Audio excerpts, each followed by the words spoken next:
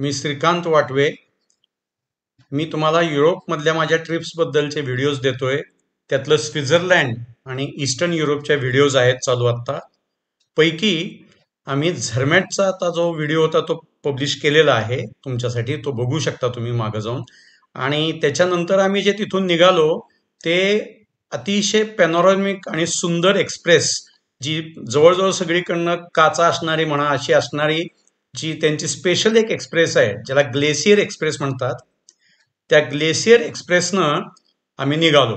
आता कुठपासून कुठपर्यंत, तर ती ग्लेशियर एक्सप्रेस ही ॲक्च्युली झरमॅटमधनं सुटती आणि सेंट मॉर्टिजला जाती. हे जे पॅनोरॉमिक एक्सप्रेस आहे याचं टोटल डिस्टन्स, ट्रॅव्हल डिस्टन्स आहे 291 किलोमीटर.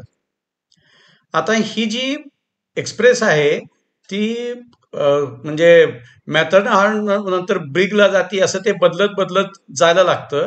आपल्याला बदलायला लागत नाही, पण ती एक्सप्रेस वेगवेगळ्या ठिकाणी वेगवेगळ्या सेक्शनमध्ये जाते.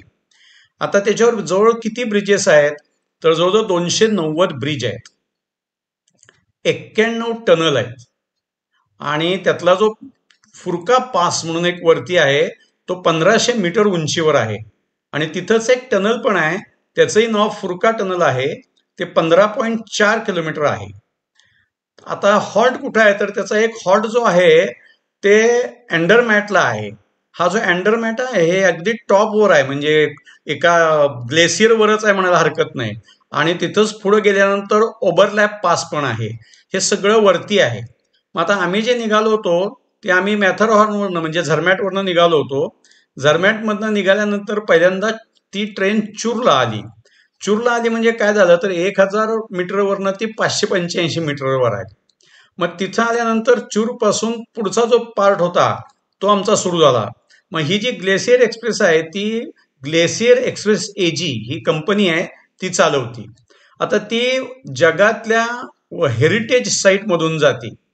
आता ही मीटर गेजची रेल्वे आहे आणि त्याच्यामध्ये 29 किलोमीटर हे रॅक अँड पिनॉन सिस्टीम आहे. म्हणजे काय, तर त्याला कॉगविल्स लावलेली असतात.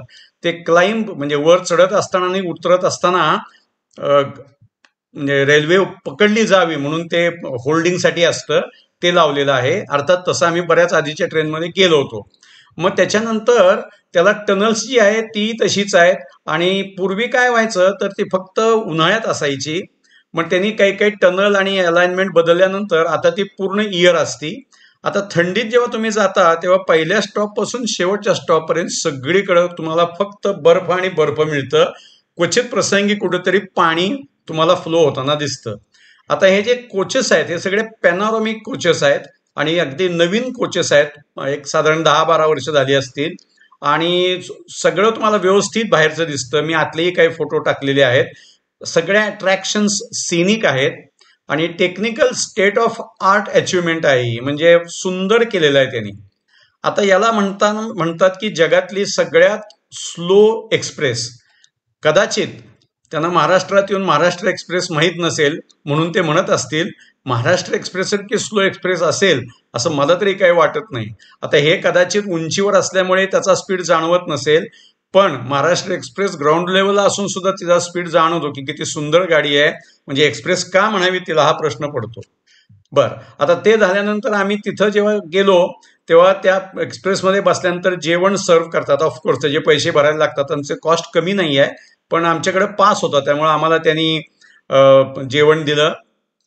मग आम्ही ग्लेशियर एकानंतर दुसरा, दुसरा नंतर तिसरा असं आम्ही ग्लेशियर बघत बघत चाललो होतो. एक व्हिडिओ पण मी त्यात टाकलाय, तुम्हाला बघता येईल कसं आहे ते. मग एका साईडला आम्हाला एक धरणासारखी भिंत दिसली. मग आम्ही त्यांना विचारलं की काय आहे, तर तोही म्हणले की हा प्रचंड मोठा डॅम आहे आणि आता ह्या दिवसात तो बर्फ असतो आणि जसा उन्हाळा होईल तसं त्यातनं पाणी फ्लो व्हायला लागतं. आणि ही जी शेजारनं नदी जाती आहे त्या नदीमधनं, म्हणजे रॉन नदी आहे शेजारनं, त्या रॉन नदीमधनं जातं. सो त्यामुळे आम्हाला ते काही ठिकाणी बघायला मिळालं. त्याच्यानंतर त्या ट्रॅक्सच्या शेजारून काही ठिकाणी रोड्स पण आहेत. सगळीकडे नाही पण बऱ्याच ठिकाणी रोड्स सुद्धा त्याचे शेजारून आहेत. त्यामुळे लोक रोडचाही वापर करून त्या एरियात जातात. आता हे सगळं झाल्यानंतर ब्रिग ह्या गावापासून आम्ही रोन रिव्हरवरचा एक मोठा ब्रिज क्रॉस केला. सुंदर ब्रिज आहे तो. नंतर वरच्या व्हॅलीमध्ये गेल्यानंतर आम्ही स्नो बघत होतो आणि तिथं असणारी घरं असतील किंवा तिथं असणाऱ्या जनावरांच्या शेड्स असतील, हे सगळं बर्फामध्ये होतं. आता ह्या अख्ख्या ट्रेनचा जो हायेस्ट पॉइंट आहे तो 2034 मीटरवर आहे. त्यामुळे आम्ही 2034 मीटर म्हणजे 1000 मीटरवरनं सुरू केलं, 585 मीटरला खाली आलो आणि पुन्हा आम्ही गेलो जवळजवळ 2034 मीटर पर्यंत आणि पुन्हा आम्ही खाली यायला लागलो. नंतर खाली यायला लागल्यानंतर आमचा जो स्टॉप होता तो चूर म्हणून स्टॉप होता. चूर, हे जे चूर आहे त्याला कॉर असं ते म्हणतात, आपण चूर म्हणतोय पण CHUR आहे त्याचं स्पेलिंग आहे. आमच्या टोटल जर्नीला 6 तास लागले, त्यामुळे आम्ही 6 तासामध्ये चूरला पोचलो. त्याच्यामध्ये आम्हाला व्हॅली, स्नो, माउंटेन्स असं सगळं मस्त बघायला मिळालं. रत्नदीप तोडकरनं हे जे तिकीट आम्हाला काढून दिलं होतं, समर्थ हॉलिडेज कोल्हापूर, तर त्यानं हे जे तिकीट काढून दिलं होतं हे उत्तम तिकीट काढून दिलं होतं. हे नॉर्मली कुठल्या टूरमध्ये कव्हर होत नाही, परंतु आम्हाला त्यानं सांगितलं की हे तुम्ही एन्जॉय करा आणि खरोखर आम्ही रत्नदीपला धन्यवाद देतो की त्यानं हे आम्हाला तिकीट दिल्याबद्दल. आम्ही हे एन्जॉय केलं.